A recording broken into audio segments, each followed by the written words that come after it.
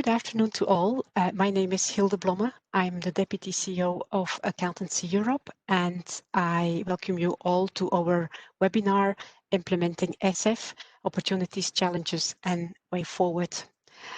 So it's really a pity that we cannot meet in person, as Accounts Europe has a brand new conference room at the ground floor of our premises. If you would be interested for more details, please take a look at aceevents.eu.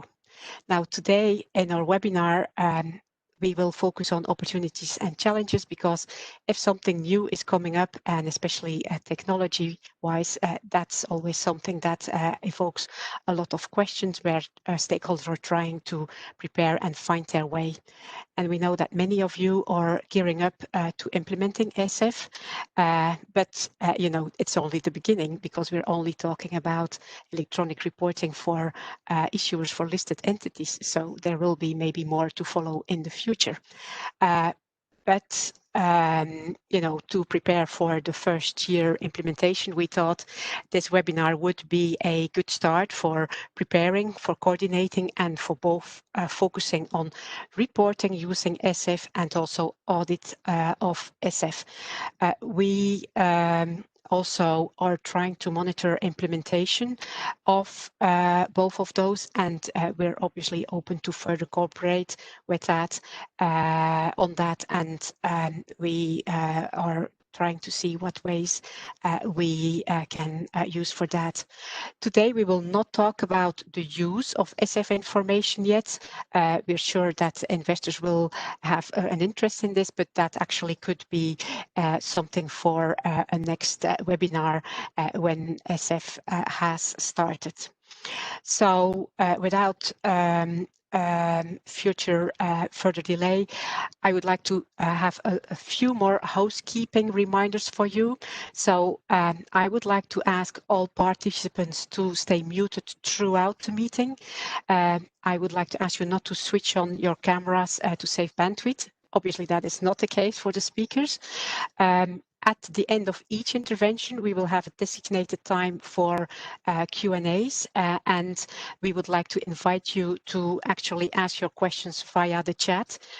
My colleague Harum will monitor them, and then we will bring them in at the end of each intervention.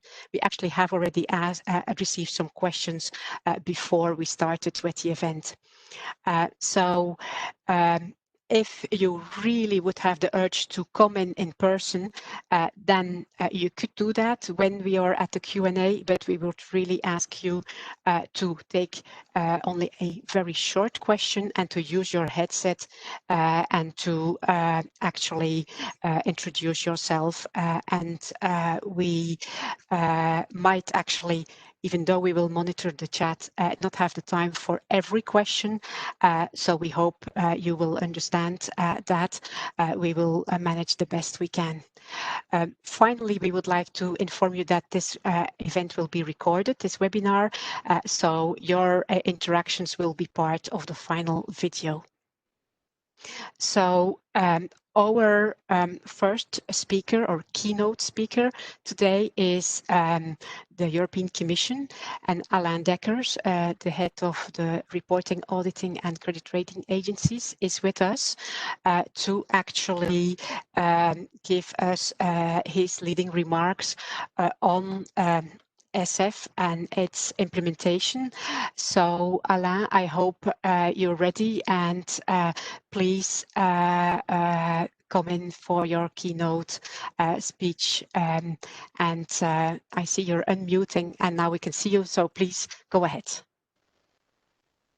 Thank you very much, Hilde. Can I just check whether you can hear me? The sound is perfect. Please go ahead. Great. And I don't know if you can see me. I can't see myself, but I have switched on my camera. I hope I've switched on the right one. Thank you very much for that introduction. And it's a pleasure to join you, even though we are still doing all of this virtually. Unfortunately, the trend in COVID statistics seems to suggest that we're going to be doing things virtually for a while yet, but I guess we have all learned to live with it. let me start by saying a little bit how I'm going to cover these issues. First, I'll start first with ESEF as such in relation to financial reporting and where we are with that. Then I'll say a few words also a little bit beyond ESEF about what our thinking is in relation to the digitization aspect of the non-financial reporting directive, which is one of the issues we're looking at as part of our review of the non-financial reporting directive. And then I'll say a few words also about the European Single Access Point action that has been announced in the Capital Markets Union Action Plan, which again is somewhat beyond ESEF, but is linked because part of that is also about the digitization of information. So there is, in a way, also a link to the work we have done on ESEF. So let me begin with the context. Sustainability and digitization are two elements that are at the core of the Commission's agenda, and in particular also in the field in relation to the recovery instruments that the Commission has proposed and that are under discussion.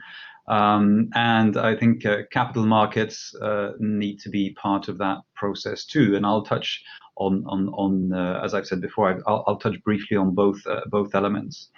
Now, if we look at what we have done so far, which is mainly, again, ESEF proper in the field of financial reporting, first I'd like to note that there is a very broad trend towards the digitization of financial reports across the world, and in particular on the use of XBRL and iXBRL across the world. There are many jurisdictions that have done this. If I think of the two sort of very large capital markets, Japan, they started trials in 2006, and they introduced requirements on XBRL reporting already in 2010, and the Tokyo Stock Exchange introduced iXBRL in 2014.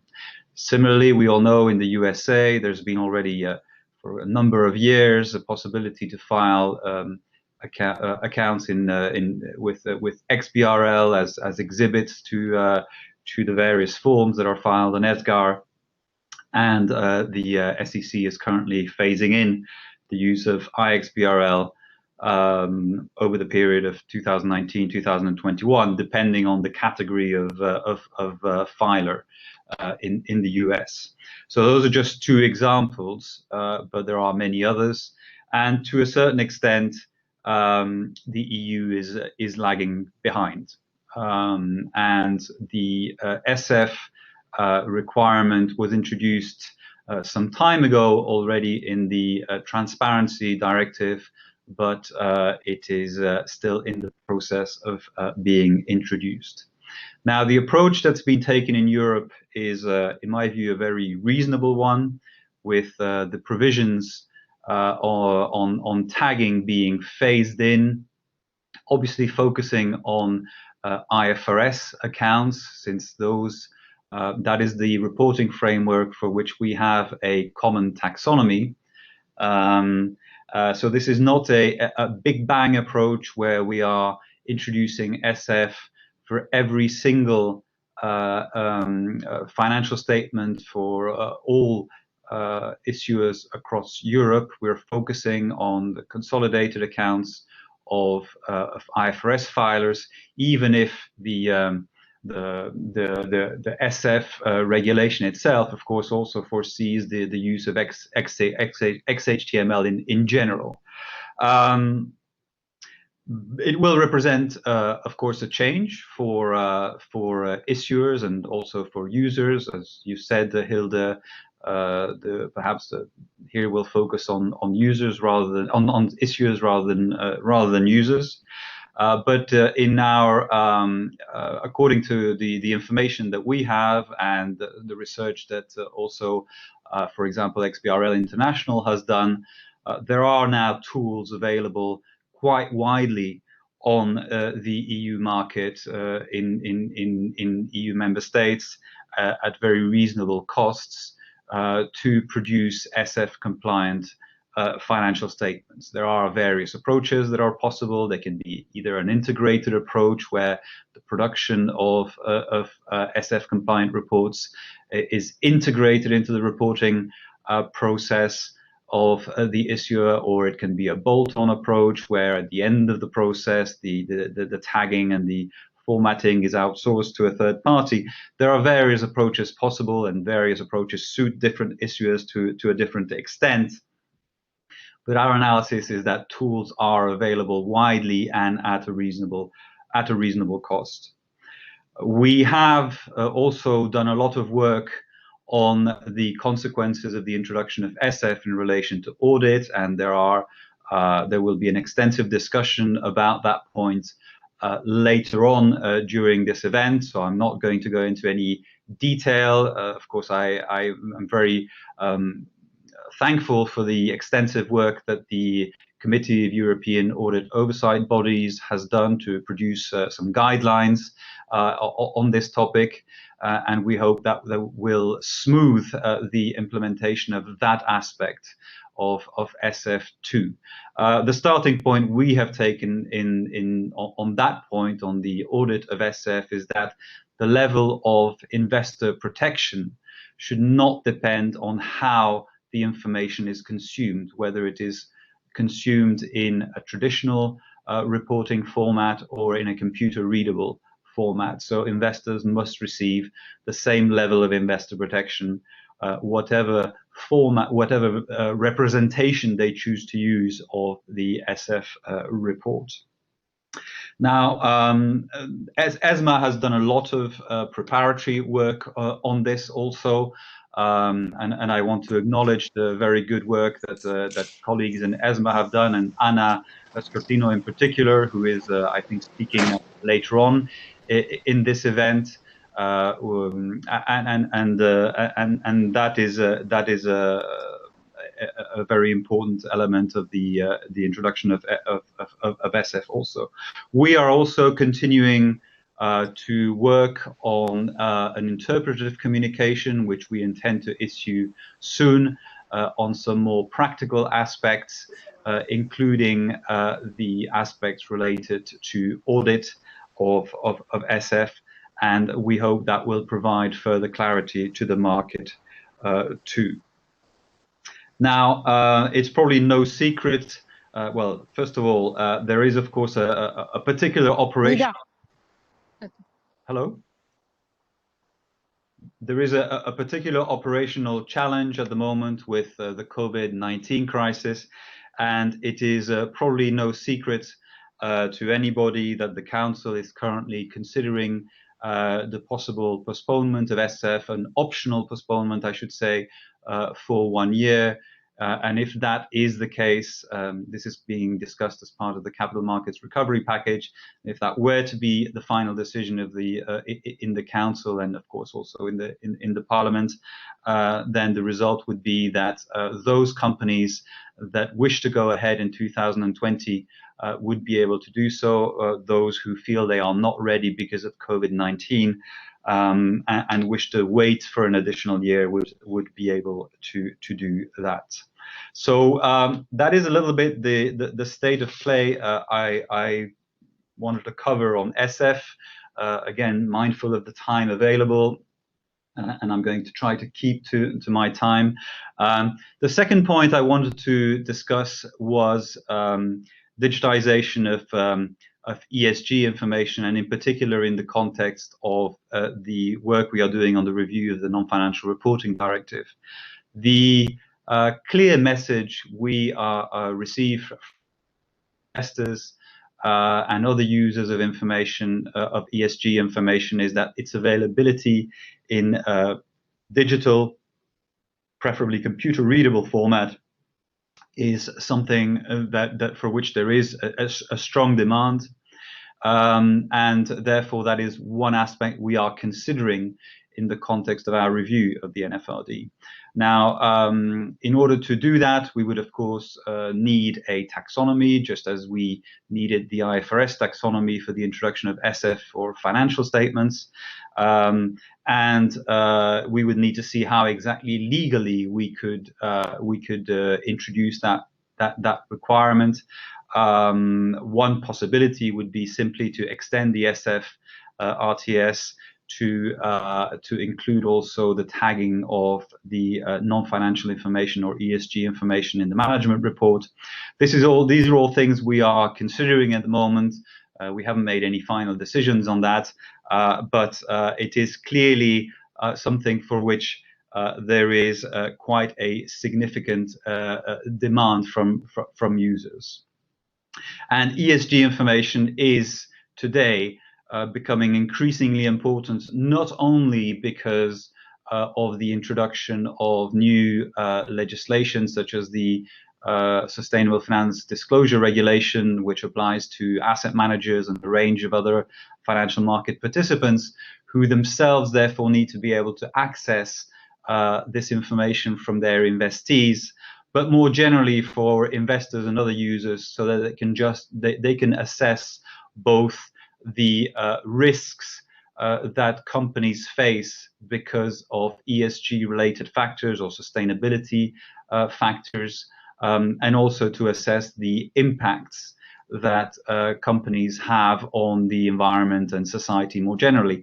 And again, we feel that the digitization of that information, and as I said, hopefully making that information in a computer readable format is a worthwhile objective to consider, and that is part of the work stream we're doing in the review of the non-financial reporting directive. Now, the third point I wanted to cover, and I'll do so very briefly because I only have 3 minutes left, is the European single access point that has been announced in the context of the Capital Markets Union Action Plan that the Commission recently proposed. It's Action 1 in the Action Plan, and the European single access point covers two aspects. First of all, the accessibility of information disclosed by companies, with a focus on listed companies, but not only listed companies. Potentially, we could extend this to other categories of companies. And this would be not only for annual reports or financial reports, but more widely to other categories of information disclosed by companies. For example, the full range of regulated information that listed companies are required to disclose under the Transparency Directive. So that would cover both financial and non-financial information and ESG information. For example, there's been a lot of demand from asset managers and other financial market participants to have a single point where they can obtain non-financial ESG information from investees, and we hope that the ESAP will be able to deliver that, among other things.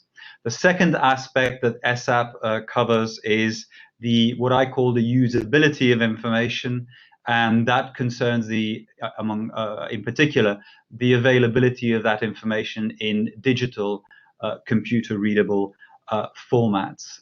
Now, there are various possibilities in terms of technologies that could be used for that. Obviously, we will consider the fact that we have already moved to iXBRL for the financial reports, but that is a matter for further work. The key message is that I think we need to make a move more generally to digitize capital markets, to make sure that information is easily accessible and that it is provided to users in a user-friendly format, and of course at a reasonable cost. A related element to that may also concern the use of legal entity identifiers, which are already well embedded in capital market legislation or financial sector legislation in the EU. including in the Esf RTS. But perhaps wider use of LEIs also is something that we will need to look at, so that we can also make sure that we can easily cross-reference all the information made available by individual companies or issuers. So quite a lot of work to be done still on the implementation of Esf, although again, quite a lot of work has already been done. But the message I want to convey is that we need to see this as part of a broader strategy towards digitization of capital market, of information available to capital market actors, because we feel that is a means to enhance the visibility of various capital markets, and to integrate better capital markets across Europe, and thereby to contribute more widely to the Capital Markets Union project, which is a core project for DG FISMA and the Commission more widely. And I'll stop there because I'm already 1 minute over my allotted time. Thank you very much. If there are any questions, I'm of course happy to try to answer them.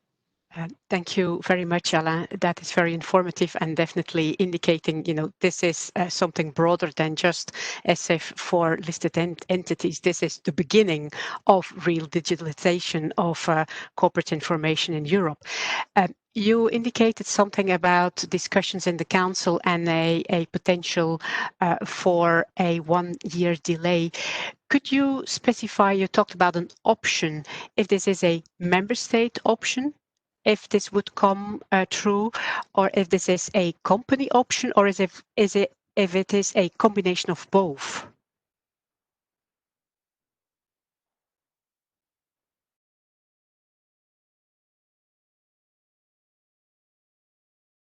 We cannot hear you, Alain. You were not on unmute, so please go ahead now. Okay. I don't want to prejudge that. Those discussions are ongoing in the Council. I think the general principle that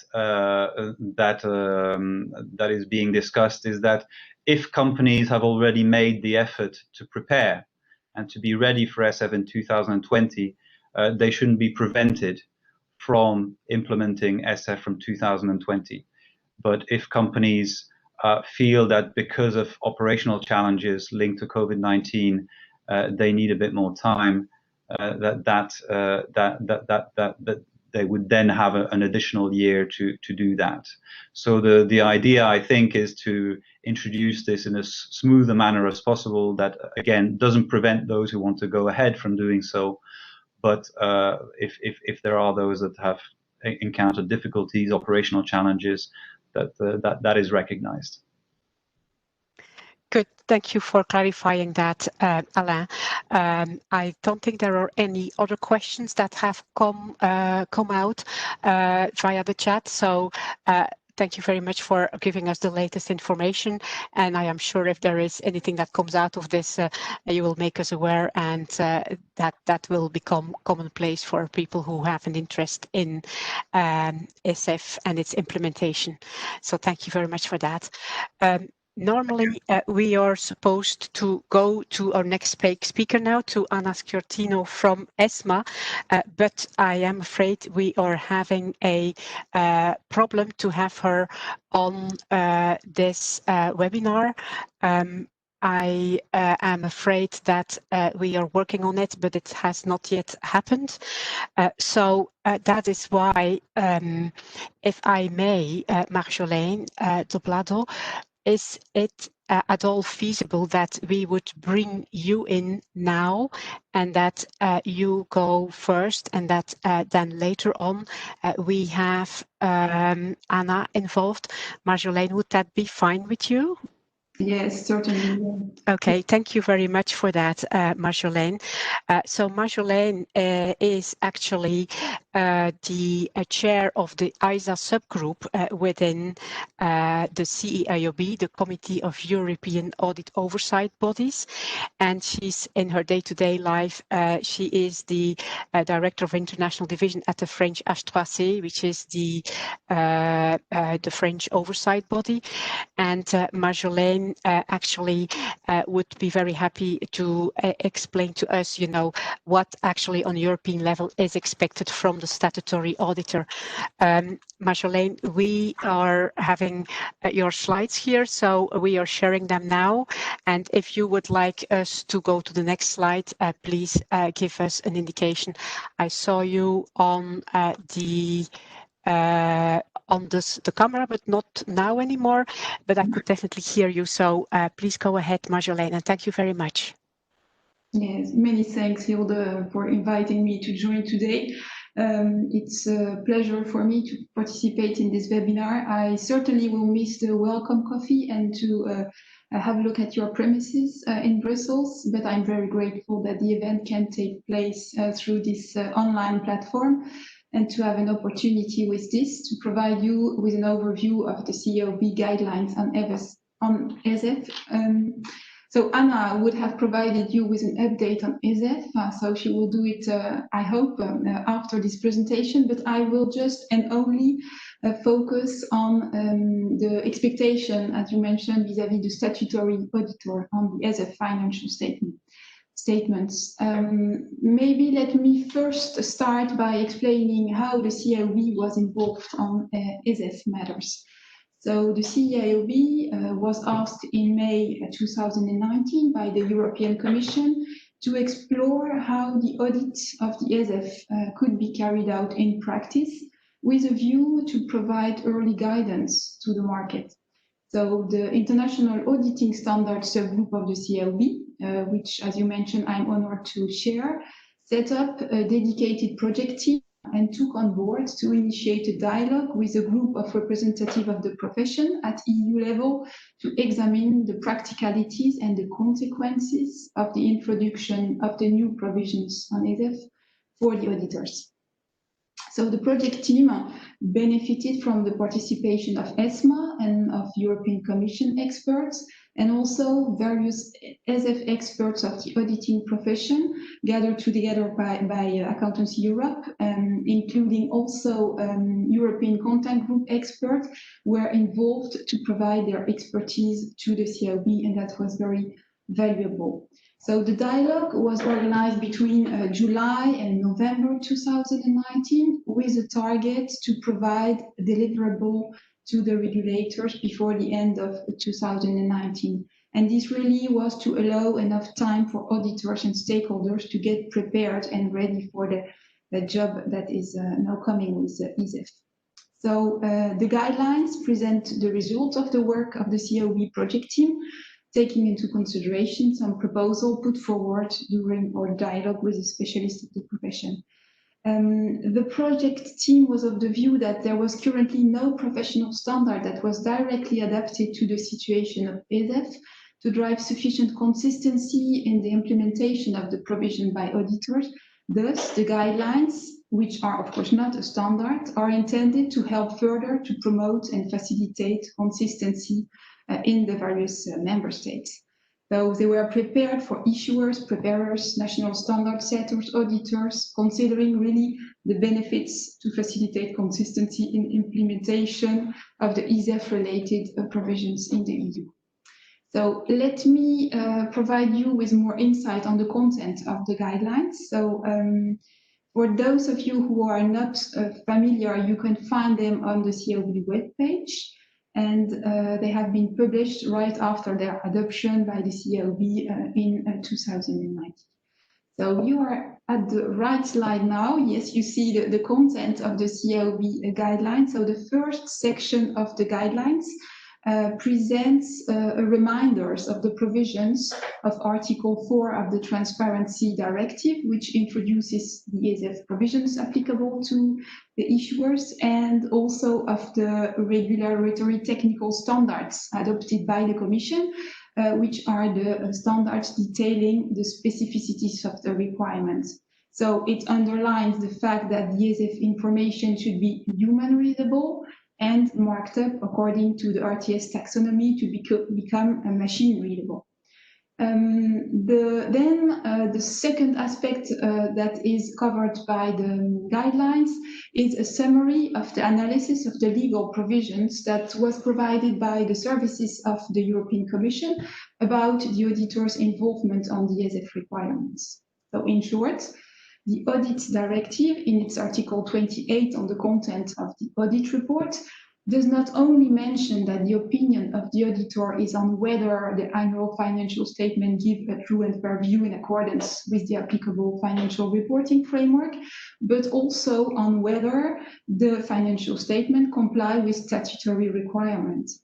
And since the requirements, including in the RTS on ESEF, are binding, the auditor shall express an opinion on the compliance with those statutory requirements, meaning that the opinion on this compliance is directly in the remit of the audit report. So building upon this analysis by the EC services, the CLB provided guidelines on how the audit of ESEF should be carried out in practice for the auditor to be in a position to express this opinion on compliance of the financial statement with the ESEF requirements. So guidelines, as I mentioned, are not a standard, but provide high-level aspects agreed within the CLB, so on the work expected from the auditors to comply with these duties. So again, the purpose, facilitate consistency in the implementation of the provisions in the EU. So maybe what we can do now is turn into the work to be performed by the auditor. And in this regard, yes, you have some more information popping up in the slide. So to make it short, the CLB identified two parts in the work of the auditor. So the auditor should both ensure that the human readable layer of the financial statements that are included in the electronic report prepared by the entity is either audited or identical to the audited information. And the second part is whether the information is marked up in compliance with the ESEF requirements. So there are these two parts. On the first part, it was quite straightforward. The auditor should ensure that the human readable version, the HTML version of the data is reflective of the information audited, like the final financial statement that would be attached in a paper format as an appendix of an audit report. This can be done either in a two-step approach or directly, depending on the date at which the ESEF information is available. So the first situation, the financial statement in ESEF format are available at an early stage, then the audit work can be based directly on the content of this human readable layer of the financial statement. So there is no kind of reconciliation needed. This certainly would be the most easy situation, but it's not sure that this may happen often in practice, since the audit work usually starts before the finalization of the financial statement. And there can be, of course, this extra layer where this work is outsourced once the financial statements are prepared. So the second situation is when the electronic reports with the financial statement in ESEF format is provided to the auditor at a later stage, meaning after the timing where the audit work has started.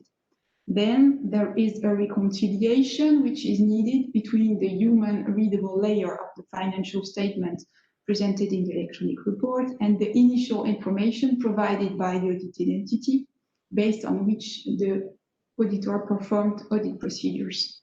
So here it's about a bridging between the information that has been audited and the information which is now in HTML format in the ESEF files. So that's quite classical part of the work for an auditor to do this kind of reconciliation. But maybe I should now focus more on what is expected with regard to the marked up information, so the XBRL, which is also sometimes called the tagging of the information. So for that, there is a specific slide just after, maybe we can put it up, yes. For this part of the work on the marked up information, the auditor should obtain a reasonable assurance about whether the financial statements have been marked up in all material aspects in compliance with the ESEF requirements. So the general approach to be taken regarding this compliance is, I would say, a classical and well-known approach by auditors. So first of all, the use of appropriate materiality for the marked up information is required. So the view is that the misstatement without consequences for the decisions of the users of the information will not need to be focused on, as would be the case for a financial statement audit. So the materiality on the ESEF format has, of course, a link with the financial statement materiality, but it should also be adapted to the specificities of the markup and to the intended use of the information. And maybe there is some kind of granularity which may be sought further by the users of this information. So second, the auditor shall identify and assess the level of risk of material misstatement attached to the marked up information. This may depend on the complexity of the financial statement and may be specific to each entity. The level of experience of the preparers in ESEF matter is also something that can be taken into consideration in assessing the level of risk of misstatement, material misstatement of this data.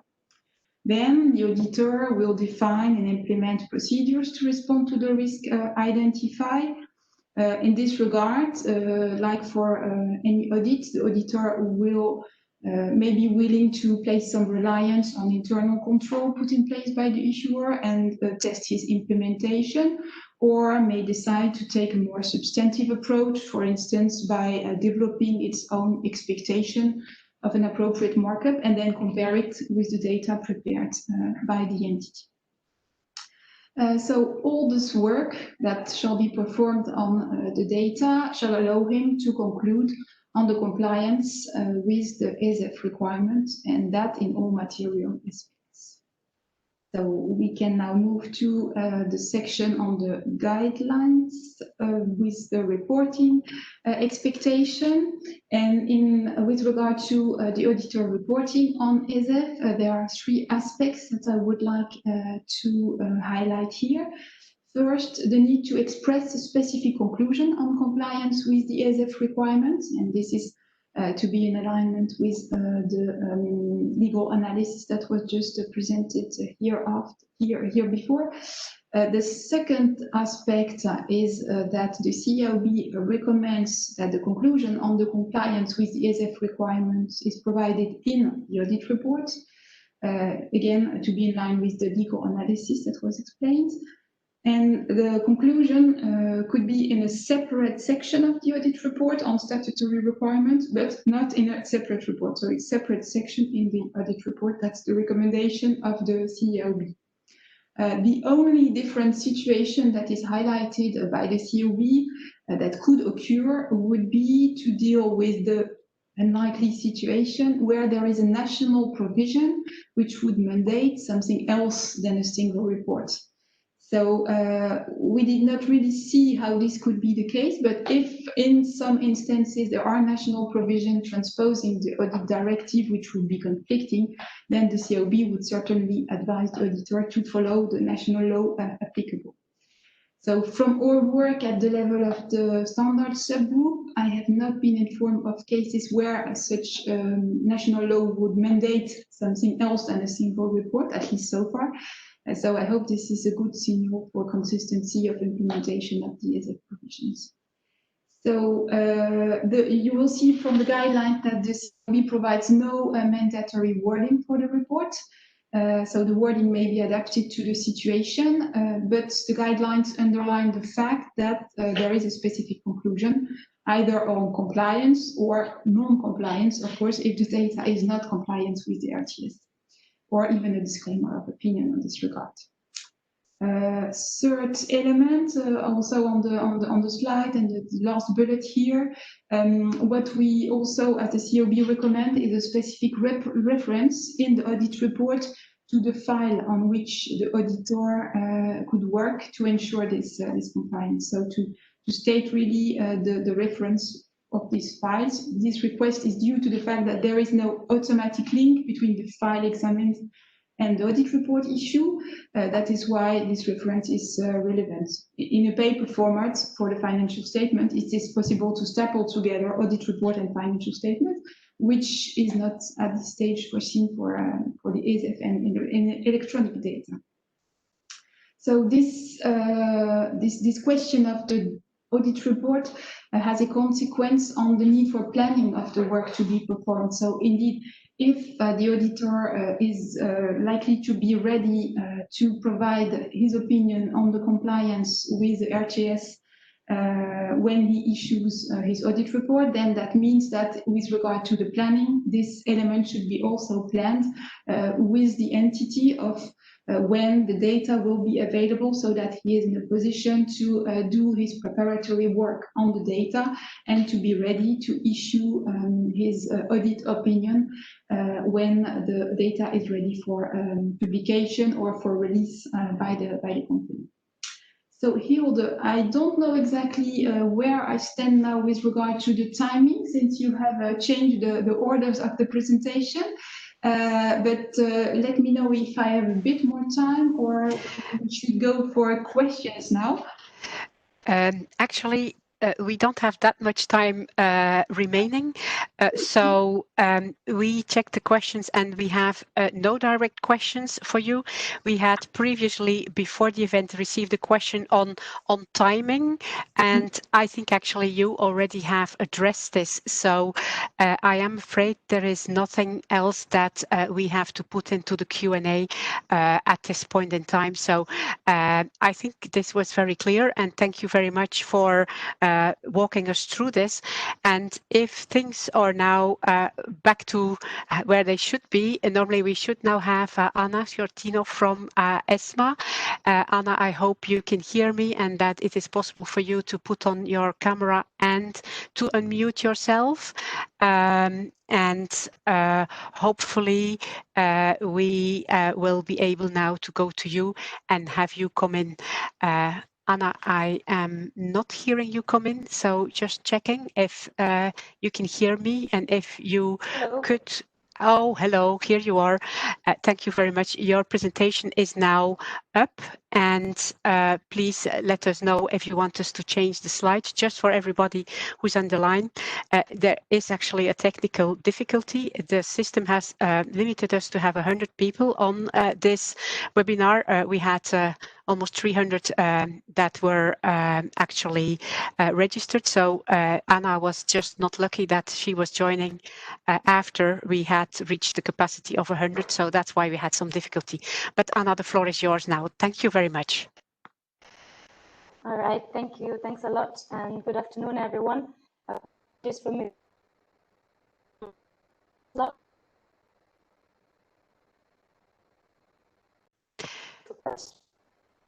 Okay. So on the first slide, do you mind the slides? Yes, she is. Maybe I will give you another sign, because for the moment the voice thing is not perfect. So maybe we will have to ask you to switch off your camera if that's a bandwidth problem. Let's go ahead. Okay, let me try to switch off anyways. I think my image is quite small, so it shouldn't be an issue. So in this first slide, is aimed at this better understanding to whom the ESEF requirements apply, and that is to all issuers with securities admitted to trading on regulated markets under the obligation to make public annual financial reports in accordance with Article 4.1 of the Transparency Directive. So what does this mean? It means that for those who are wondering whether they should prepare an ESEF report or not, the answer is, do you currently have an obligation to prepare an annual financial report in accordance with Article 4.1 of the TD? If you do, then that annual financial report shall be prepared in ESEF format. If you do not currently have an obligation, then there will be no new obligations imposed in the preparation of an annual financial report. When I think this is hopefully clear to all by now, the obligation applies to financial reports beginning on or after, referring to financial period beginning on or after 1st of January 2020.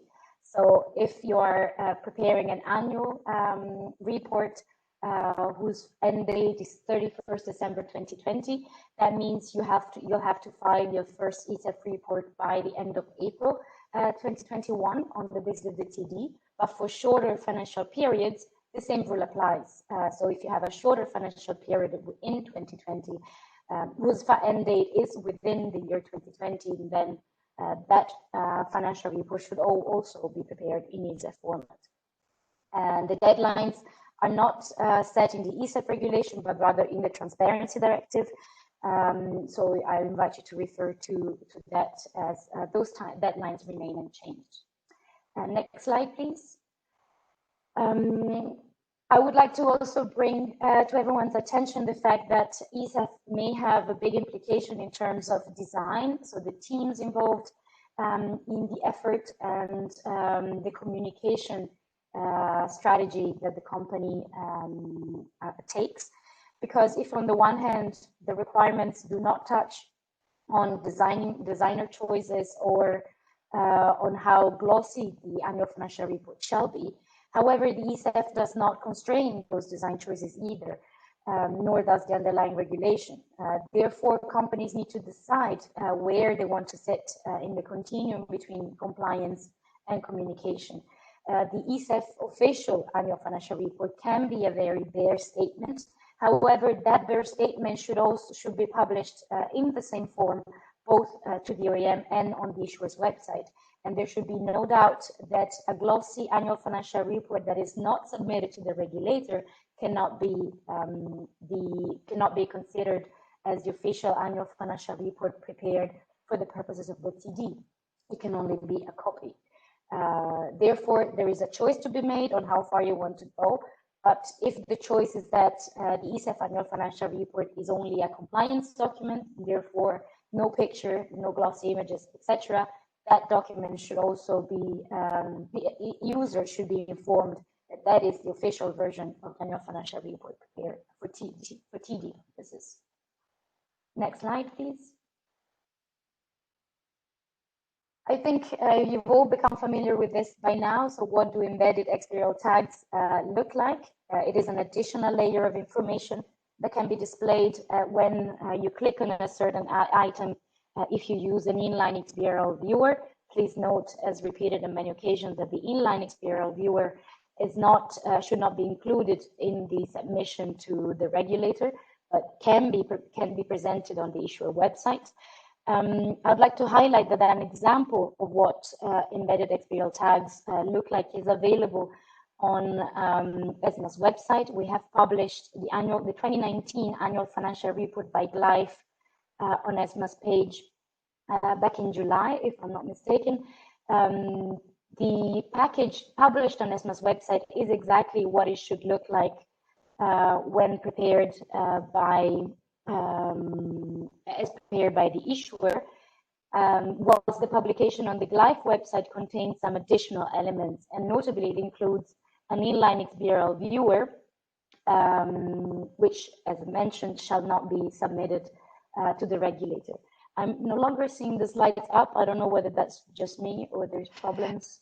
It's unfortunately something at our end that we're trying to take care of as soon as we can. But no problem. I can speak without slides. Yes, thank you. Please continue. Okay, thank you. So I would very much encourage you to go and refer to ESMA's webpage where the Glyph annual financial report was published. As mentioned, that is what we expect issuers to submit to regulators, whilst on the Glyph website there is an inline XBRL viewer in addition, and some other technical additions such as a signature, which for the moment is not part of the ESEF regulation. Just to recap on the requirements, the primary financial, so all annual financial reports should be prepared in XHTML, but only those annual financial reports containing IFRS consolidated financial statements need to be tagged. I received a question in several occasions of whether the compulsory tags, so those very few elements, I think it's some 10 elements, included in Annex 2 for, let's say, including the name of the issuer or the address of the issuer should be tagged, and the answer is no, unless the financial statements include consolidated financial statements. Therefore, no tags are expected at all for annual financial reports, which only include individual financial statements.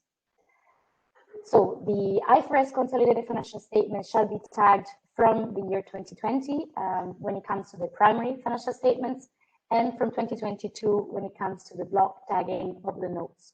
Detailed tagging of the notes is allowed on a voluntary basis, but is not mandatory in any way. Individual financial statements tagging, it's voluntary if member states provide a taxonomy, but there needs to be a proactive step taken by the national regulator, without which it is not, issuers should not take the initiative to tag those individual financial statements. It is currently not possible to tag third country GAAP financial statements either, because ESMA has not, nor national regulators have made a taxonomy available for that purpose.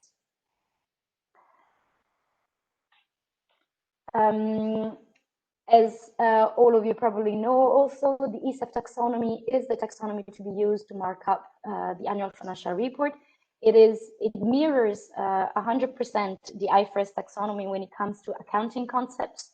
So there's no ESMA additions in terms of accounting compared to the IFRS taxonomy. For that reason, I very much encourage you to browse through the guidance material available on the IFRS Foundation website, in particular the preparer's guidance. That is also, it's on the IFRS, what's on the IFRS Foundation website as well is all that is documentation in PDF or in Excel format. ESMA is not planning to publish that information again on its website, as it is exactly the same as the Information Foundation website. Adriana, we're on slide 6. ESMA has included a limited number of technical customizations, but those do not deal with accounting with accounting items. Those concern those are very technical, or for instance, for practical purposes or practical elements such as the translations of all the labels. So moving on to the next slide, how does ESMA recommend you get prepared for ESEF? First of all, there's a learning phase. You need to familiarize yourself with the requirements in ESEF and with the IFRS taxonomy, and educate your teams and management as to what is coming. The learning means that I would encourage you to look at the YouTube published on ESMA's website and on ESMA's YouTube channel, which runs through the basics of the ESEF requirements. I would encourage not to repeat in this session, as I think everyone has already, anyone who has looked for that information has found it without difficulties on ESMA's website or during one of the events which have been organized in the past few months. But it is essential that you also look at the material published on the IFRS Foundation website.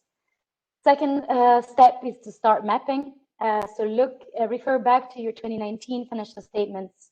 Back one step, Adriana, please.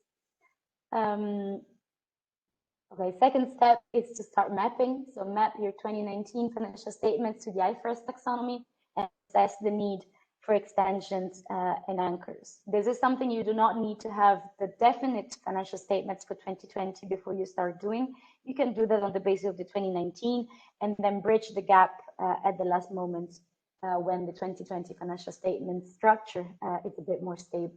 I very much encourage you to start doing this as early as possible if you have not already started doing so. Then you need to strategy. I would hope that many of you have already started thinking of this, but if not, this is getting urgent now. So whether you will go for an in-house production or an externalized production, and who will be the key actors, what will be your internal process of validation for your internal ESEF project. You need to so I've assessed the right solution for you. Hopefully many of you will have started doing this, but whether you want to have a built-in solution or a bolt-on approach, from what we know from the experience in the USA, many start bolt-on and then in following years see the benefit of building in a solution. But this is really your choice, whatever works best for your internal control system and the tools at your disposal. A question is also whether you want to have a standalone inline XBRL or a full-on disclosure management solution. Again, this is for you to decide. And Adriana, only click on the issue of timing. I think it's not appearing. Anyways, the last step on how to get prepared is to mind the time. You should start early. If you started now, you're probably late already. It is time to really delving deep into the details of this exercise. Next slide, please. Just a quick overview of what ESMA is doing and what we'll be doing. Events like this, as we have done for the past couple of years, so outreach for preparers, software vendors, OEMs, and investors. We are busy with initiatives to promote the highest data quality visa filing. We will hopefully have seen the GLIFE 2019 annual financial report, to which I also referred earlier, and we have published the first set of conformance suite test files in March this year. We're currently working on the update of the conformance suite test files, which we expect to publish as soon as we will publish the ESEF Xperia taxonomy files, including the 2020 update to the IFRS taxonomy. Which leads me to the third point, which is the yearly technical update of the RTS and of the ESEF Xperia taxonomy files. You may have seen this last year. We have updated already the regulation to incorporate the 2019 taxonomy, and we have published in June this year a technical update to incorporate the 2020 taxonomy in the RTS. This RTS is currently under the consideration of the Commission, and we hope to receive the Commission green light on it in the next few weeks, after which there will be an objection period for Council and Parliament. ESMA plans to publish the taxonomy files as soon as we receive the Commission green light, because, as you may know, we rely on the Commission translations of the taxonomy labels, which are also incorporated in the taxonomy files on our website, and therefore the timing of those two are strictly interlinked. We're also supporting, and this is the fourth point, NCAs in setting up future enforcement of digital financial information. And please note that the setup of this enforcement very much depends on how the Transparency Directive has been transposed at national level. In fact, while enforcement are always attributed to national competent authorities or to authorities to which, to designated authorities to which such activities have been delegated, it is not. Different member states may have gone for different routes when establishing what authority or which body is the officially appointed mechanism.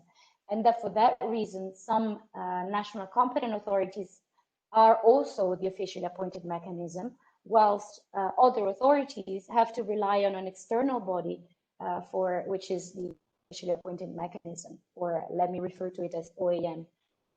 For those bodies which rely on an external authority or external actor as OAM, it will not be possible to set up checks at the times of submission of the files. And that is why, in many cases, stakeholders perceive that there is confusion. And that is not necessarily because, because there will not be enforcement, but simply because the articulation of responsibilities between the NCA and the OAMs necessarily depends on the way the national setup was conceived and how the two different bodies will interact in the context of ESEF enforcement. But be reassured that in all member states there will be a mechanism to enforce digital financial information. Last but not least, we are continuing to assess the need and relevance for further filing guidance, and we plan to update the reporting manual on an annual basis if a need is evidenced. So I kept, I hope, in my time. Yeah, thank you very much. Thank you for your attention. Thank you very much, Anna. Thank you. We have one question that came in, and we had one or two before. Maybe I will group them. One question was if there are already any audited ESEF compliant reports that have been issued and that are available to the public. Maybe the answer to that is very short.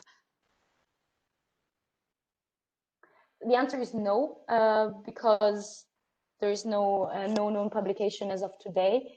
The GLIFE annual financial report was audited, but GLIFE is not submitted to the obligation to publish an audit annual financial report as it is a Swiss company or a company whose headquarters is in Switzerland. Therefore, no, there are no such example, and it will be very difficult for ESMA to publish an example because the legislations with regards to audit is expected or is likely to vary depending on jurisdictions. And we also had a question on digital signatures. If actually annual financial reports using ESEF, if the signatures will also be to be tagged, or is there still a manual way to do that? This is not a question ESMA will be in the position to answer because the digital signatures are not part of the RTS and ESEF. I am afraid I missed the introduction by Alan Deckers and whether he touched on this, but we expect that some indications about digital signatures will be included in the interpretative communication expected by end of this month. And ESMA will do its best to provide technical guidance on how to do this practically. But it is difficult because the possibility to sign digitally a document depends on national law and therefore is not harmonized at European level. Okay, thank you. I think somebody was asking what an NCA is, and that's obviously a national competent authority. And I think we have a final question there. If in case where there is a set of IFRS consolidated financial statements, also including the individual company financial statements within the annual financial report, is the ESEF tagging actually required on both levels or not? Clearly not, because tagging is only compulsory on consolidated IFRS. No tagging is expected on the individual. Okay, good. Well, thank you very much for that, Anna. That was very informative. And I am really sorry for the troubles you had to dial in. We will actually have a recording of this that will be made available, so hopefully other people will be able to look at it. And also my apologies for not having the slides for a little moment there. Without further ado, I hope that John Rhoden is ready for his intervention. John is actually involved as a member of the executive committee of XBRL Europe, but in his day-to-day life, he is the XBRL leader for PwC in the UK. And we had not in the right order, but we first, had basically we should have had Anna first talking about reporting and then Marjolaine about auditing. And John is actually talking again about ESEF reporting requirements and especially the compliance with it more from the practical point of view. So John, the floor is yours.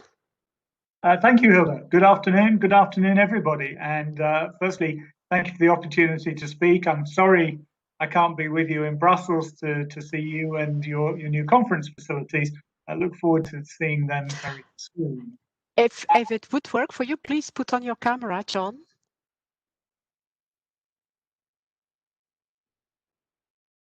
Okay, my camera is on here. No, but please continue. I'm sure it will come through at some point in time. Then let's go with that. Yeah, okay, good. Right, I thought we would cover some of the that are cropping up in discussions with preparers, considerations for compliance. And if we could move the slide on, please. Some touch points. These come up in discussion very frequently with the people designated with the responsibility of taking care of ESEF at listed companies. First thing I want to say about the project leaders, clearly this is not a full-time role. Generally, the people who are taking care of the project have other responsibilities, often with the group accounting function, and it's considerably less than a full-time role, but it is more than a spare time role. And there is work to be done to assess the options, draw up a plan, and implement the plan for complying with ESEF. I get asked by project leaders about the status of law, regulations, and guidance. And that is generally both at the European level and at the national level, which is proving increasingly important. They're asking, have they found it all? Generally, they've found some. They're wondering what else might be, whether that's from the National Competent Authority or the OAM, who will be advising on the practical aspects of getting a document through the gateway, or maybe guidance in connection with the auditor. But what else might be coming? And what people really want is to start turning the guidance into something that is practical in nature and can be turned into action. So that pretty much always comes up. And then the next thing to say, often the project leaders would like a conversation with someone like me, in a sense, to fact check the solution vendors. And confirmation is often as valuable as revelation. If they've heard things from solution vendors, and to hear it again from another source is helpful. What they sometimes want to understand is the range of solution styles that are out there. Naturally enough, a solution vendor will talk about the solution style or styles they have to offer. And sometimes people have a sort of a nagging doubt that maybe there's more out there in terms of ways to approach S. And could they get a sense of what they might be? Sometimes the solution vendors make assertions about the role of the auditors. I think it's really important to remember that when you're buying a solution, you're not buying it necessarily just for 1 year, looking to buy a solution that will work for many years. And there is no doubt that in the fullness of time, the auditor will be involved and thinking about their access and where they might get involved in process and controls is all part of a good conversation with the solution vendor. Another topic that comes up is the document model. This has been a consistent issue since day one of ESEF. Very simply, will the ESEF document be the one and only annual report around which the activities of the board and indeed the auditors will alight? Or will there be an approach permitted whereby the annual report can be signed off in the traditional format, in the traditional way, and an ESEF compliant document prepared within the 4-month time limit? That will be a 2-document model. And it very often comes down to a matter of national law.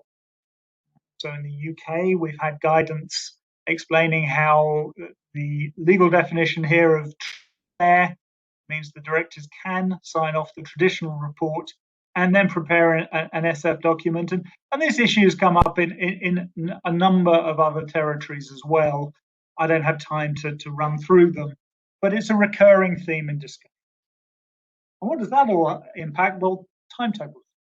And quickly, people looking at the projects realize that they almost need to work backwards. When will the directors be signing off? When will the audit committee be signing off? Will that need to be later than it has previously been because there's a bit more to do? And can a program of activities be devised so that everyone knows what they will be doing post year end? And it's not an enormous leap of logic to then realize it is rather good, as Anna has very effectively explained, to get some things done before the year end to minimize the amount of work to be done in those closing days and weeks. And so timetables is quite a big issue in the mind of a project leader. And then that brings us to responsibilities and education. And I wonder if we could move the slide on for this one, please.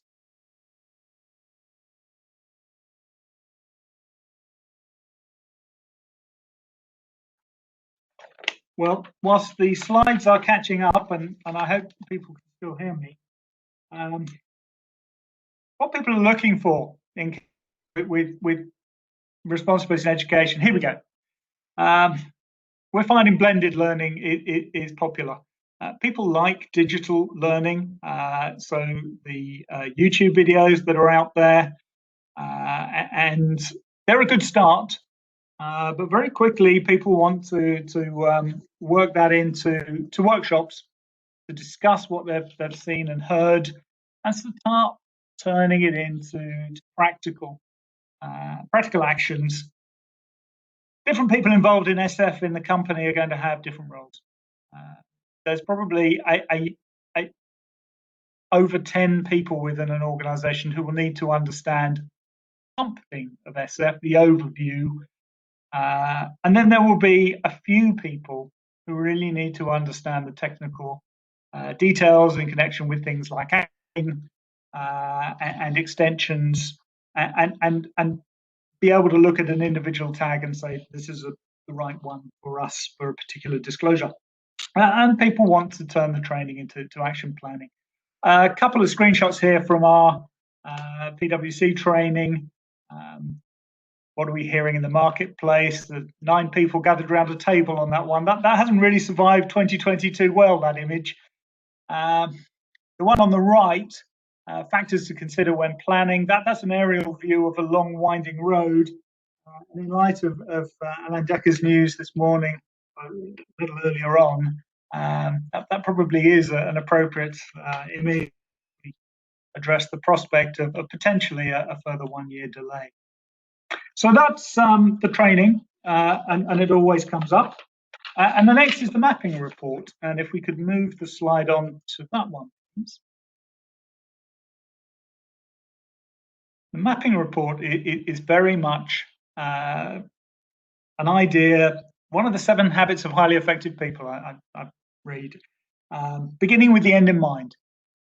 If you can take your financial statements for 2019 and diagnose which tag is required for each and every disclosure, you have the answer.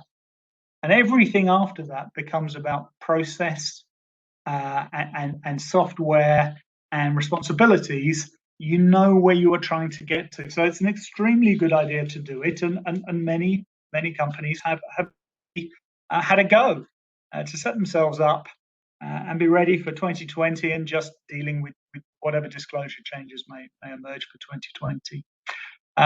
It's about accounting decisions and judgments, and the example you'll see in front of you, it's got the top of a profit and loss account for simplicity, and it shows the names of tags cross-referenced across. Generally, as a little tip, the profit and loss and the balance sheet are relatively straightforward to tag. The cash flows and the statement of changes in equity are generally more complicated. Why is that? Disclosures are a little less standardized, so matching to the taxonomy can be a bit more challenging. And the great discipline of debits and credits that appear in a P&L, they don't really exist in cash flow or a statement of change in equity. It's about things going up or down, higher or lower. And that can actually be a little more challenging to make sure you get the sign right tag and you don't get it wrong by putting a negative when it should be a positive. So watch out for that. But a mapping report, certainly a very good idea. If we were to move on the slides now, just to complete the roundup of what comes up in discussion, people are always interested in what others are doing. And in the UK, we have had a consultation from our National Competent Authority issued in the summer, proposing a 1-year delay to SF, and that did have a dampening effect on people's levels of activity. So questions here about will people take it up? Will there be voluntary filing? Time will tell on that. But what other people are doing is always interesting. And the final point is actually the subject of the next presentation. So I'm not going to to go into it in great detail, but people are always interested in the role of the auditor. It affects so many of these other points. The timetables and getting documents to an auditor, how long will they take to turn them around? Can the auditors look at the mapping? Those sort of things that they always come up. So that's it. That's a little flavour of the sort of conversations we're having with project leaders. I hope that's been on point and helpful. Hilda, if there is any time for questions, I'd be happy to take them. Good. Thank you very much, John. I think that was very informative. I think we have actually a question which I think every auditor could respond, but I will put it to you. It's actually, can an auditor be involved in, helping a client with doing the tagging and preparing for that, and can he do the audit? If you just want to comment on that, that would be great. I think the short and ambiguous answer should be no. The independence rules are very clear that acting as management, preparing information that one would then be looking at as an auditor is not an appropriate thing to do. And generally you would need to look elsewhere for that sort of help. Indeed. And there was another question which I am afraid I checked. Alain Dekkers is no longer on here, but it was about the final decision and its timing on postponing potentially ESEF mandatory application. But I am afraid that's a question for the Commission on which we cannot actually answer. With that, thank you very much, John. I think we would like to go to the next presentation, which is actually a joint one. And that's both Stefan Smit, the chair of the European Contact Group, the largest 6 accountancy firms, and myself, that would like to look also at some practical issues, but related to SF assurance or actually audit. And I think we can immediately go to the next slide, which is the introduction. And there we actually want to go into a little bit of more detail as to what it means in practice to provide assurance on SF. We also would like to point out what guidance is available. Marjolaine has explained to you all about the CAOB guidance, but at the invitation for this event, there were also some links, and it was also linking to a joint paper that Accounts Europe, our organization, and ECG has done on independent assurance on SF in December 2019. So there is some guidance, and we see in a number of countries there are emerging draft assurance standards that are coming. For instance, in Germany, there is one draft that is expected somewhere in October, but we know there are similar efforts in the Netherlands, in Italy, in France, also in Belgium going on. We also think it's good to touch on legal uncertainties, certain things as far as what is now required as far as SF audit might not be totally clear on the European level, and I think Alain Dekkers made a reference to that.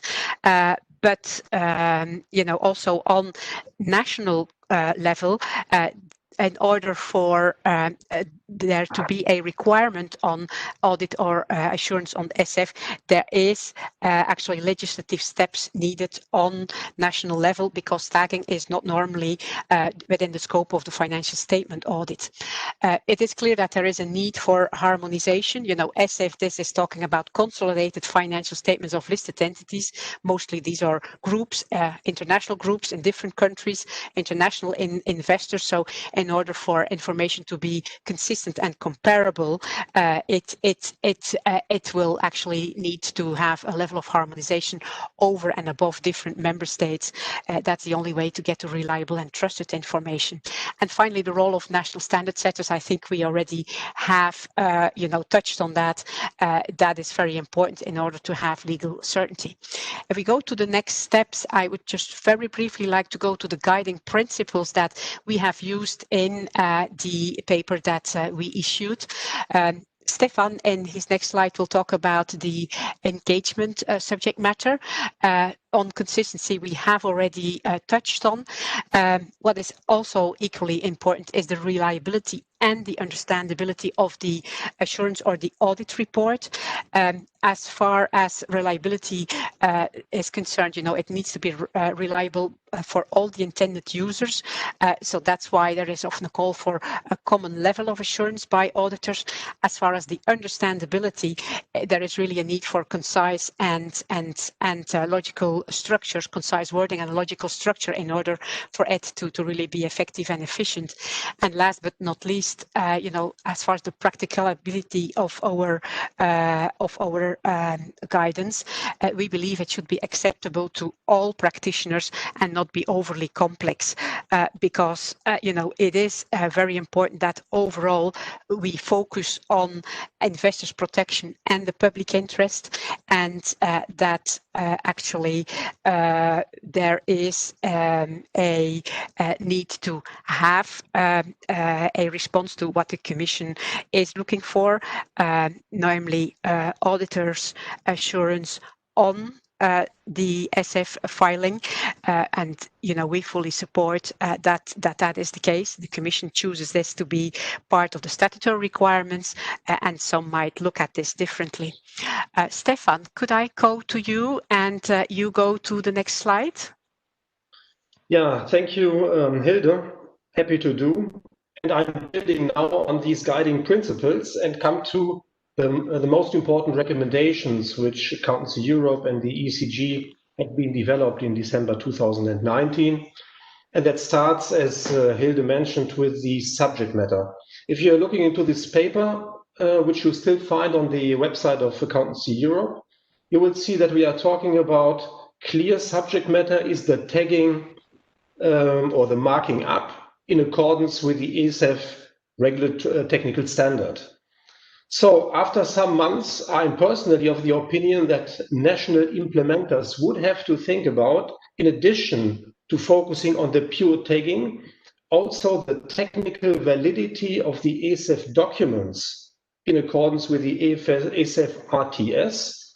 And for countries which have a two-document approach, as explained by John, two-document approach is you have the traditional consolidated financial statements plus the annual financial report prepared then according to ESEF requirements, that there is a third possible subject matter, which is the consistency of the XHTML reproduction of the financial statements with the audited financial statements.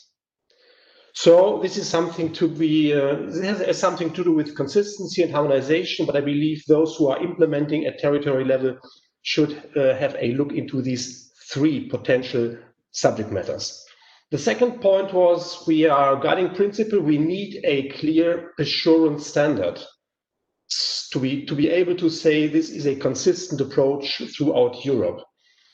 And in the development of this paper, we started with thinking of, is it possible to simply, in this case, do something without a standard, do an ESEF assurance engagement without a standard? And we came to the conclusion, no, that is not appropriate. It is not in the interest of the stakeholders, of the public, not in the interest of the assurance provider, because it harms the reliability of the whole engagement. And then we discussed, is it possible to use the international standards on auditing in an assurance engagement on ESEF, and came to the conclusion no, because it is simply not applicable to aspects outside of the financial statements.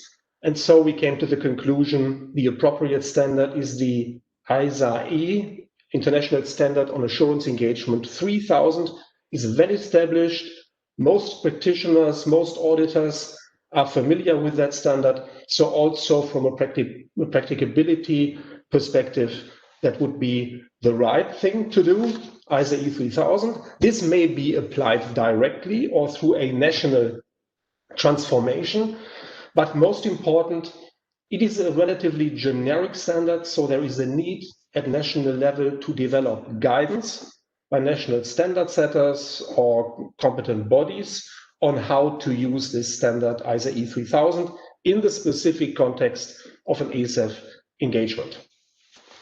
Next point, level of assurance, and all of you who come from the accounting profession know that you have basically two possibilities here, reasonable assurance and limited assurance.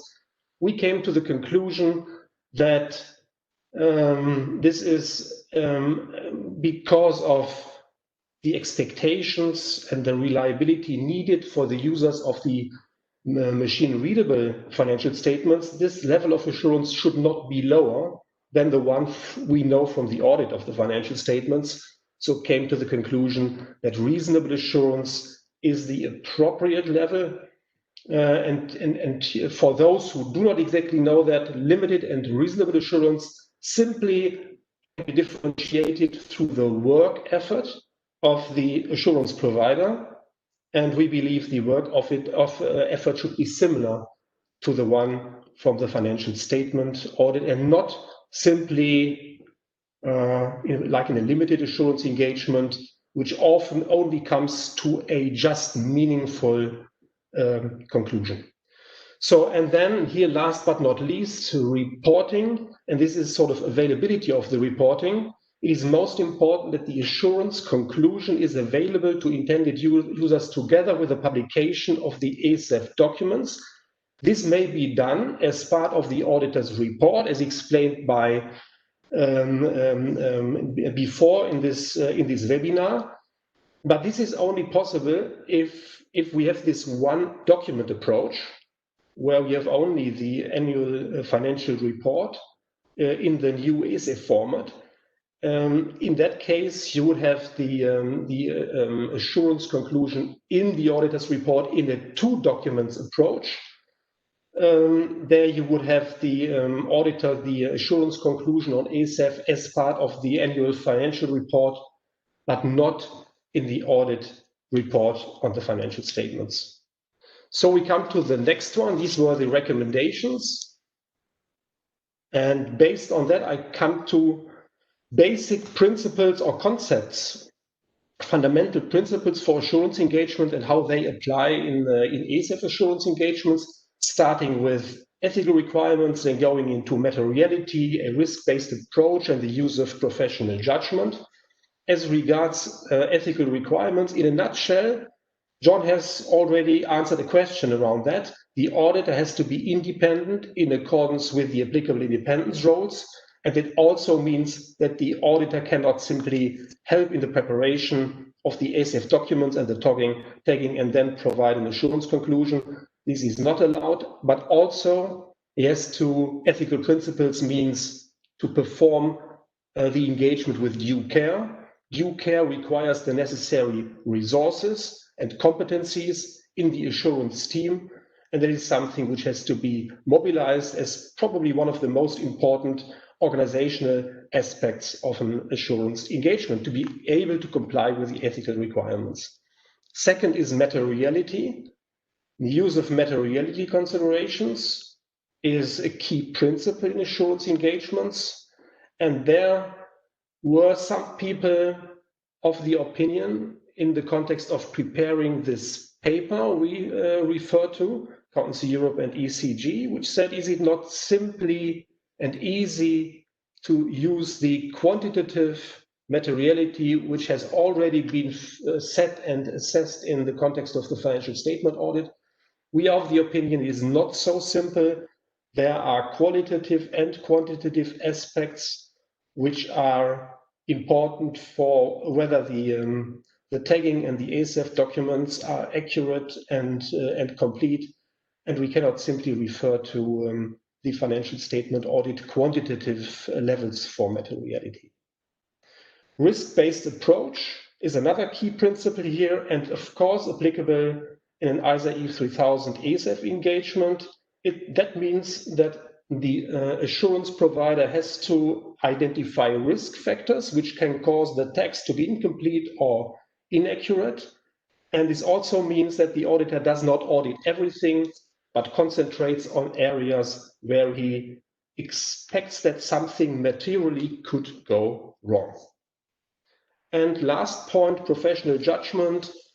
Some may think that it is very much a technical exercise for preparers and auditors to deal with ESEF tagging, but in fact, aspects which have been mentioned already, like voluntary extensions of the BRL taxonomy, the anchoring techniques, the use of materiality considerations, that all make professional judgments quite important, also in this prima facie technical exercise. The next slide, I called it engagement performance. And again, 5 points here, which assertions are in the focus: risk assessments, internal control, substantive testing, and reporting. First point, assertions. The assurance engagement is about the detection of material misstatements in the tagging and the ESEF documents. And material misstatements refer to so-called assertions from which completeness and accuracy are most important in ESEF engagements.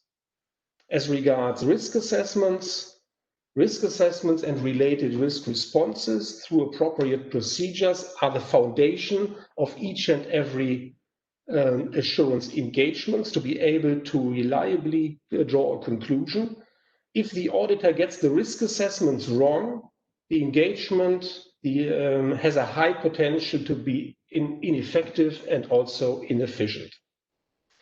Internal controls, as in each and every assurance engagement under ISA E3000, the auditor obtains an understanding first of the processes established by the company to perform the tagging and the internal controls used by the company.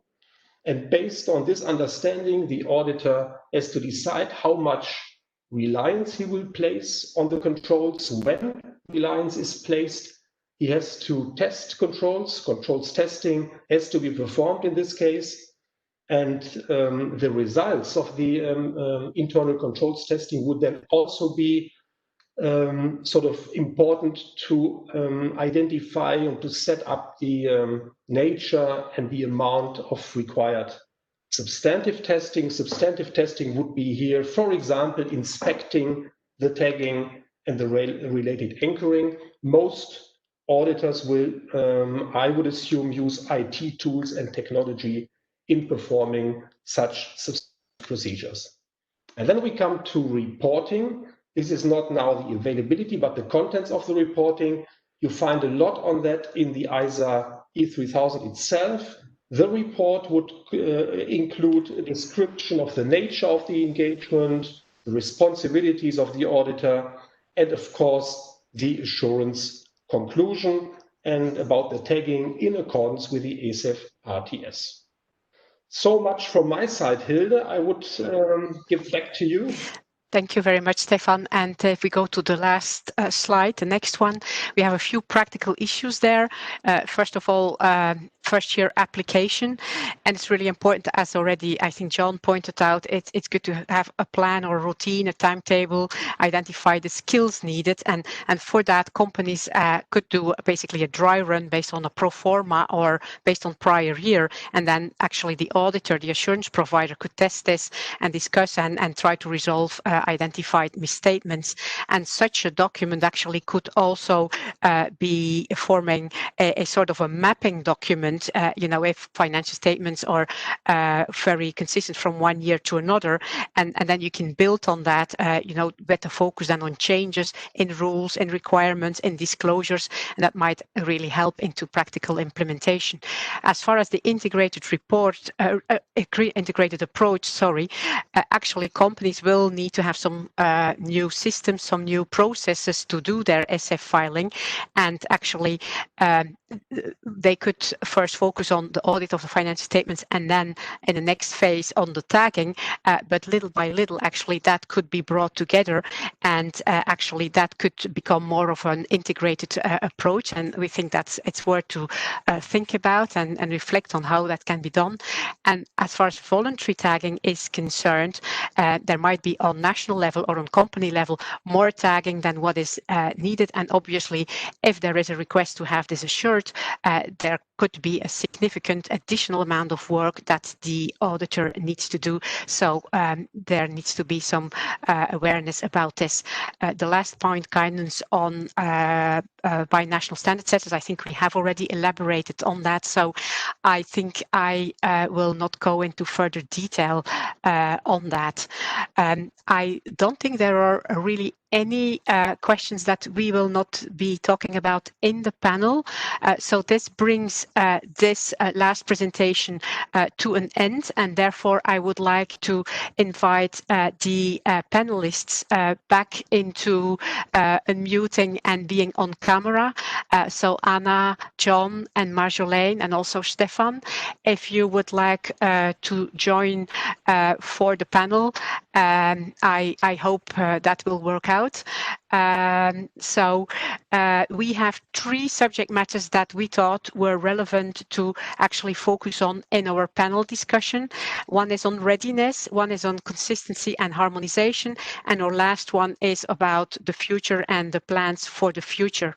And based on discussions we had and other considerations that came to us, as far as the first subject matter, readiness, it is very important to think about our players ready. Okay, there might be a postponement that is being considered, but that doesn't mean we shouldn't actually focus on starting to prepare for the implementation of ESEF, whether it is in like 2.5 months or whether it is in a bit of a longer time.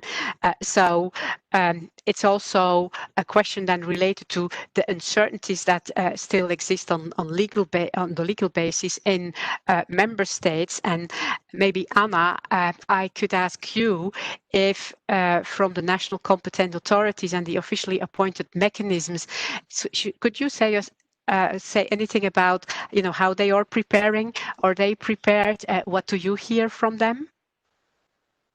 Yes, just to check, can you hear me fine? Definitely, yes. Okay? Go ahead. All right.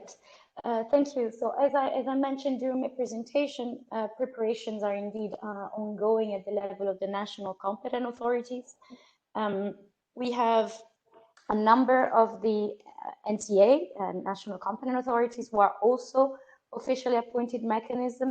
And of course, that means that ESMA has a closer contact with those, although we are also in touch with the non-ESMA members who have external officially appointed mechanisms.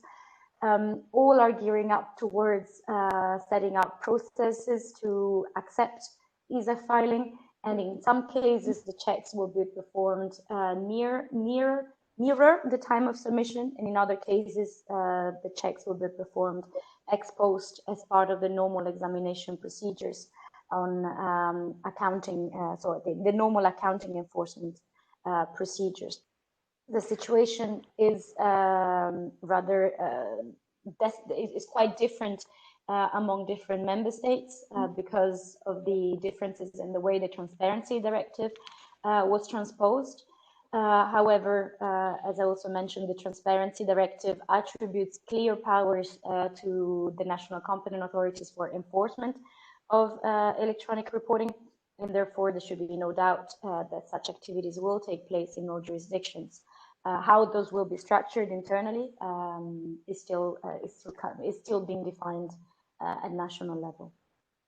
Thank you, Anna. And John, if I can come to you, basically a similar question, but then for issuers, for the preparation, and auditors for the provision of assurance, what about readiness and preparation?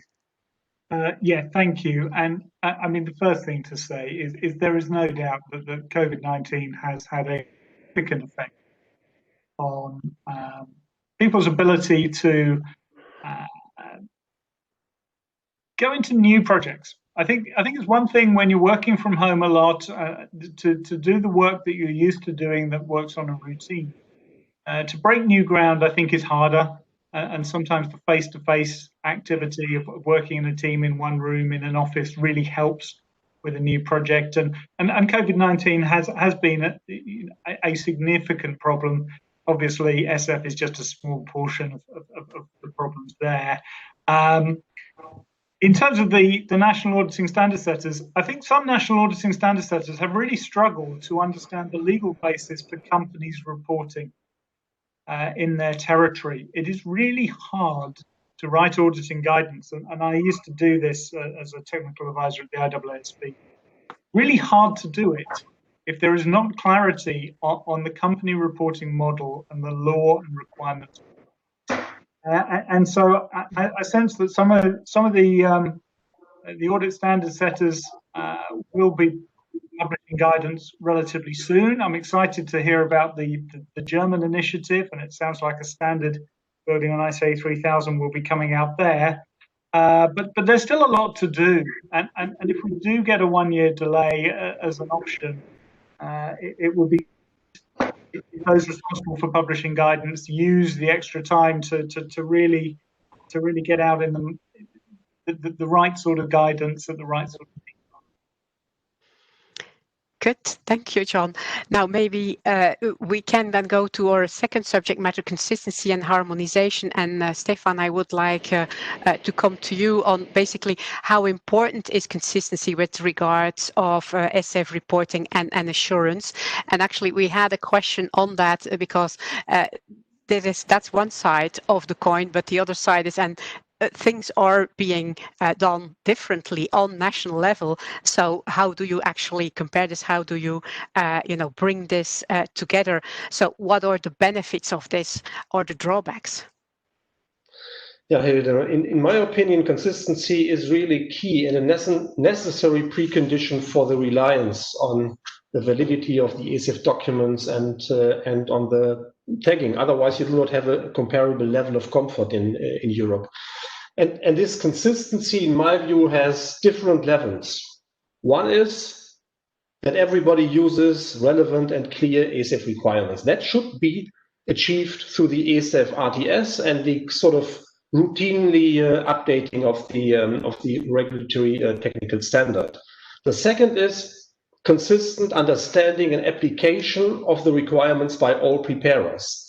That has to do with the necessary training and also to find mechanisms to sort of resolve sort of interpretative questions, maybe supported by Esma and others. The third point for consistency, in my view, is the consistent assurance approach as regards compliance of preparers with the ESEF requirements. We touched that before. And fourth is consistency in terms of access to ESEF documents and assurance conclusions.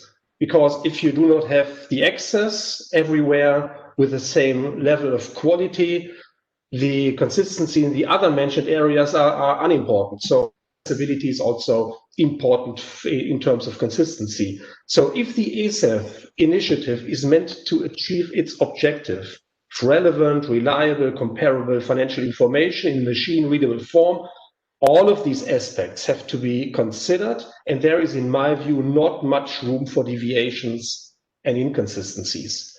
How that can be achieved, I mentioned it's sort of the EU Commission, it's ESMA, it's also the national implementers, maybe with the support of Accountancy Europe.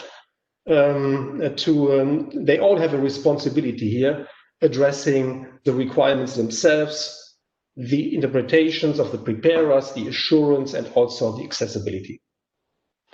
Thank you, Stefan. Now, Marjolaine, if I can come to you, if we then talk about especially audit and assurance, do you think there are actually adequate structures and tools for coordination amongst national competent authorities at the moment to get to a level of harmonization and consistency there? Yeah. Marjolaine? Oh, hello. Here you go. Yeah. Thank you for the question, Hilde. what I wanted to point out is the fact that the provisions on ESEF are stemming from directives. So this provides some limits, but there is this possibility for national lawmakers to transpose those provisions with a slightly different language or with a slight difference. So maybe this is something that you wanted to highlight also, with the fact that there could be some elements which are transposed a bit differently in some of the member states. So this is a point maybe where we should have a look at, and that's why also the CLB wanted to issue guidelines already in 2019 in order to help and facilitate the consistency and application in the end of all those provisions, including also the provisions with regard to the requirements for the auditors. Because of course, if the various member states take a different approach and end up in different types of reporting given by the auditors, that would certainly not be something that would be fantastically transparent also and useful for the users of the information. So coming back to your questions, at the level of the CLB, what we are trying to do and continue to do is monitor the initiatives, discuss amongst the various regulators, and come up with common solutions, especially also with regard to the initiatives that you are citing with regard to standard setting. So there are some discussions taking place at various country levels. So the idea is really that the auditors, the oversight bodies that are involved have a platform to discuss beforehand those questions that are raised and to come up with solutions that would be applicable in the whole. Thank you. Thank you for that, Marjolaine. And Anna, from your point of view within ESMA, with the competent authorities and the officially appointed mechanisms, is there any coordination effort to get to some consistency that is being spearheaded by ESMA? Thank you, Hilda, for this question. Absolutely, there is a lot of work going into coordination within ESMA members. We have a permanent working group at ESMA, which is called the ESEF working group, which gathers almost all representatives of our national competent authorities at a working group level, and reports to the Corporate Reporting Standing Committee, which is the standing committee dealing with most of the Transparency Directive issues within ESMA, which itself reports to the Board of Supervisors, of course. And it is within the ESEF working group and the CRSC, the Corporate Reporting Standing Committee, that we are holding such ongoing discussions on how to set up enforcement activities and how to, in the future, look at ESEF data, how to leverage on it, and how to enforce it. The work we are carrying out with OEMs is necessarily looser because a number of the OEMs are not ESMA members. However, we've held for the benefit of both NCAs and OEMs, ESMA and non-ESMA members, a series of webinars to update to discuss, to update their knowledge on ESEF and inline XBRL, and to address any questions they may have had on various implementation aspects. So we are doing our best when it comes to coordination and when it comes to getting everyone on the same to the same level on ESEF. Of course, our activities have some intrinsic limitations in that we cannot change what is in the law ourselves, and therefore we are aware that some differences are inevitable, just as well as we find those differences also in other areas of enforcement or of ESMA's activities when it comes to indeed leeway in transposition of directives into national law. Okay, thank you for that, Anna. I think we could slowly then go to our last point we want to discuss in this panel discussion, and it's about the future and the plans for the future.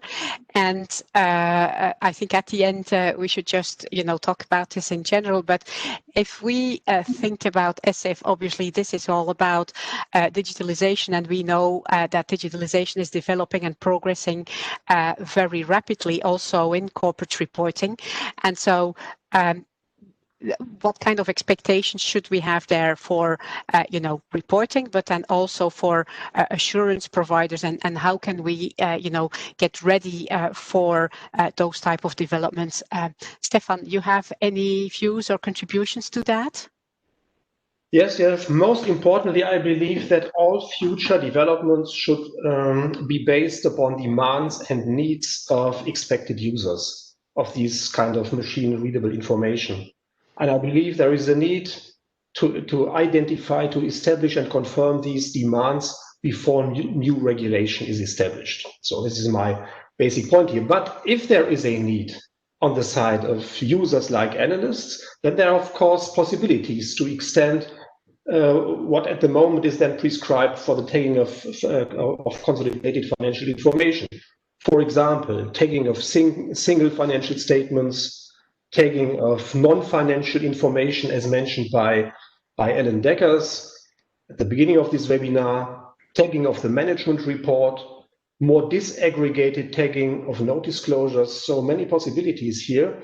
I believe there are necessary conditions to go this route. The first is there must be appropriate reporting frameworks, for example, for the management report or for the NFI, which allow for the development of XBRL taxonomies for basically non-financial information.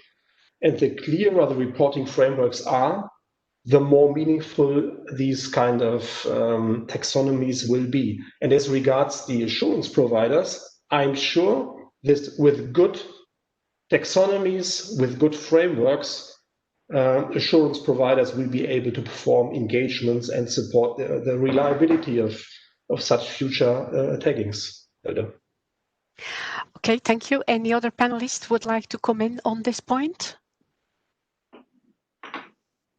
Maybe one small remark from my side, Hilda, and that is, as we also stated, I think I would like to echo what Stefan said, and this was also Esma's position in response to the NFRD consultation by the European Commission, that a necessary precondition for expansion of the tagging requirements to, for instance, sustainability disclosures will be that there are clear standards and harmonized disclosures across the EU.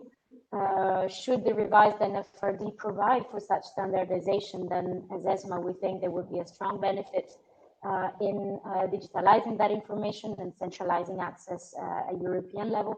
And personally, I very much hope the future will go in that direction. Okay, thank you for that. And I guess that's also meaning that there would be a need for some sort of a taxonomy in order to be able to do this. I see that Marjolaine put on her camera, so maybe that means, Marjolaine, you also would like to come in? No, just maybe to say that guidance is also very important to provide also direction. I think for auditors who are asked to change the way that they are looking at the information, going to a more digital approach, I think really what's important is that there are guidance, maybe standards also at some point in time, in order really to facilitate the access to this new digitalized world also for the auditor. That's an important point that I wanted to highlight. Thanks. Okay, thank you. John, would you like to come in here, or do you pass for the next question? No, just to give a very brief shout out to the FRC taxonomy team, who this year, because we have XBRL established for our UK reporting, but this year they added tags for climate change disclosures that can be used on a voluntary basis. I mean, our experience here in the UK is once you're set up with a regime involving iXBRL tagging and taxonomies, adding incrementally, whether that's a new accounting standard or climate change disclosures, becomes a lot easier. So, so it's already been done. Good. That sounds encouraging, actually, that it becomes easier. So I think participants will be happy to hear that. Now, if we look not to 2020 year ends, but 2 years after that, 2022, if timing is respected, then we know that not only the primarily financial statements will be tagged, but also, the disclosure notes. And, there might be or not additional challenges that come. John, could you say something about that in particular? Well, Hilda, you cut out for me there and possibly for others. Oh, I'm sorry. But I think you were going to ask me about the notes being tagged for 2022 and the challenge around that. Indeed. Okay. Look, in overview, I don't think this is too much to worry about. Why? Well, ESEF is just the tagging of the primary financial statement. So only 5 pages, perhaps, possibly in the region of say 400 tags, maybe less, for the first year of implementation. 2 years later, the tagging of the notes comes in, and it is a block tagging, which means you can take all the information in a particular note or accounting policy and put one tag to it all, saying this is the information in the inventory note, fixed asset note, whatever. So the number of tags might go from 400 to say 450, 460, which is significant, but it's not a vast change. Contrast that to if there were a requirement for detailed tagging of the notes, and 400 tags could very easily, and I've seen it done, be 4,000 tags, and that really would be a game changer. But because it's block tagging of the notes, I think this will be an incremental, a meaningful change, but it won't cause a huge amount of new difficulties. So I hope that clears that one. Okay, thank you for that, John. Anybody else from the panel would like to come in on that one? No, I will look at my colleague Harum and ask him if there are any questions. And there is. And the question is it possible to audit ESEF files without an IT software? John or Anna, could I maybe direct that to you? Would you like me to go first? Go ahead. I will leave you the pleasure, John. John, go ahead. Look, I think the first thing companies will do is produce a mapping report, and they don't need IT software for that. And really, I don't think the auditor needs it necessarily either. They do need to be able to access the taxonomy, but you don't necessarily need to buy software to be able to access taxonomy. Once you get to an iXBRL file, and an assurance opinion will always get to that point, then yes, software to help the auditor read, test, check the data is going to be an important part of the solution. Okay, and I have actually 2 other questions. Somebody is inquiring about, one of the main reasons to introduce ESEF was the simplification of financial statements. And the question is, do you think that goal is achieved? And that's maybe an overall question, but then there's a question for Anna as well, if you will issue guidance on block tagging. So on the first... maybe in response to the first question, I think, so first, ESEF is here in theory, but not here in practice yet. So we will need more time to assess the implications this has had on issuers' financial reporting. I'd like to mention the fact that we have, there is some evidence that this might bring to some standardization of financial reporting, but this is not the main purpose of ESEF. Work is being undertaken at the level of the IFRS Foundation, as you may know, in terms of the presentation of the financial statements, and I would expect that will have a more direct impact on the simplification of issuers' financial report and standardization of the structure, especially of the P&L, rather than ESEF, whose purpose is in fact not making reporting easier in the sense that it will make necessarily reporting easier in the sense that it will be simpler for issuers to produce an annual report, but it will make the information flow between issuers and user easier.